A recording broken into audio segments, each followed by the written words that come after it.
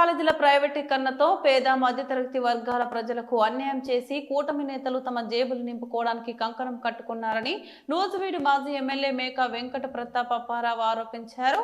నూజివీడు పట్టణం నడిబొడ్డున చిన్న గాంధీ బొమ్మ సెంటర్లో కోటి సంతకాల సేకరణ ప్రజా ఉద్యమ కార్యక్రమాలు బుధవారం నిర్వహించారు. ఈ సందర్భంగా ఆయన మాట్లాడుతూ మెడికల్ కాలేజీల ప్రైవేటీకరణతో పేద మధ్యతరగతి వర్గాల విద్యార్థులకు అన్యాయం జరుగుతుందని ప్రభుత్వం ఆధీనంలోనే మెడికల్ కాలేజీలు నిర్వహించాలని డిమాండ్ చేశారు. తమ హయాంలో నూజివీడులో అనేక విద్యా సంస్థలను స్థాపించామని, ప్రభుత్వ ఆసుపత్రిని 300 పడకల ఆసుపత్రిగా అభివృద్ధి చేశామన్నారు. కేంద్రీయ విద్యాలయాల్ని మంజూరు చేయించిన కూటమి టీడీపీ నేతలు ఇప్పటి వరకు ప్రారంభించలేకపోయారని పేర్కొన్నారు. నూజివీడు అభివృద్ధి పట్ల టీడీపీ నేతలకు చిత్తశుద్ధి లేదన్నారు. ఈ కార్యక్రమంలో పలువురు యువకులు ఉత్సాహంగా సంతకాలు సేకరించారు. ఈ కార్యక్రమంలో వైఎస్ఆర్సీపీ ప్రజాప్రతినిధులు, నాయకులు, కార్యకర్తలు, అభిమానులు పాల్గొన్నారు. చిత్తూరులో గవర్నమెంట్ వారు డబ్బులు ఇచ్చారు. మన నూజివీడులో, తిరుమూరులో, మైలవరం ఏరియాలో ఎక్కడ కూడా రూపాయి రాలేదు. ఇటువంటి పరిస్థితుల్లో మన మీద చేతకన్ను వేసి ఉంచారు. చిత్తూరు ప్రాంతంలో రైతులకి న్యాయం చేశారు అని చెప్పేసి నేను మీ అందరికీ కూడా చెప్తా ఉన్నాను.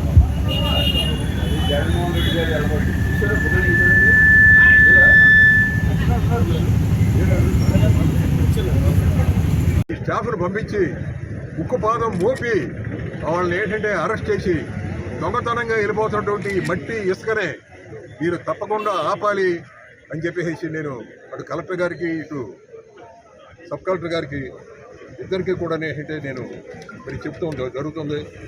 అదేవిధంగా ఇవాళ ఇంకా మాట్లాడేది చాలా ఉన్నాయి.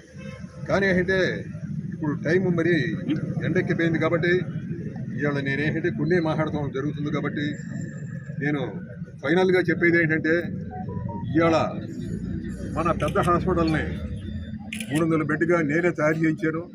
నేనే తయారు చేసి దాన్ని ఓపెన్ చేయడం కూడా జరిగింది.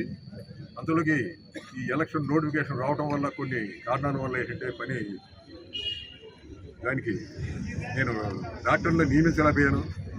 కానీ ఏంటంటే ఈ కూటమి ప్రభుత్వం మరి నియమించదా డాక్టర్లు అనేది ఒకటి.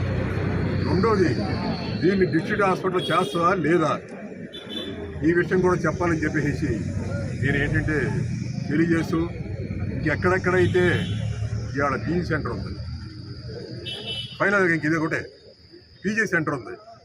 పీజీ సెంటర్లో నేను రూములు చాలట్లేదని కొత్త కోర్సులు తేవాలని 40 క్లాస్ రూములతో పెద్ద బిల్డింగ్ కడితే దాన్ని ఓపెన్ చేసేవాడు. అసలు ఏమీ కూడా నూజివీడిని డెవలప్ చేద్దామనే ఉద్దేశం ఏ మానవుడికి కూడా ఈ కూటమి ప్రభుత్వంలో లేదు. కేంద్రీయ విద్యాలయం ఇప్పుడు దాకా ఆపారు. ఇప్పుడు దాకా ఆపింది ఎవరో? కూటమి ప్రభుత్వం, టీడీపీ వాళ్ళే ఆపారు అని చెప్పేసి నేను మీ అందరికి కూడా ఖచ్చితంగా నేను చెప్తున్నా. ఇవాళ ఇంకా ఆగదో ఇవాళ ఖచ్చితంగా ఏంటంటే ఇవాళ స్కూల్ వస్తుంది కొద్ది రోజుల్లోనే. ఇవాళ నేను ఒకటే చెప్తున్నాను, సూర్యుడిని చేతు ఆపలేరు. ఇవాళ మీ సపోర్ట్ ఉండా లేకపోయినా సరే ఇవాళ కేంద్రీయ విద్యాలయం సెంట్రల్ గవర్నమెంట్ అది రాబోయే రోజుల్లో కొద్ది రోజుల్లోనే అది నూజివీడులో వస్తుంది. నిన్నగాక మొన్న ఆఫీసర్లందరూ కూడా వచ్చి సికింద్రాబాద్ నుంచి చెక్ చేసి వెళ్ళడం జరిగింది. ఏం చెప్పేది, ఖచ్చితంగా దీన్ని ప్రారంభం చేయాలి. చేసి తీరుతాం.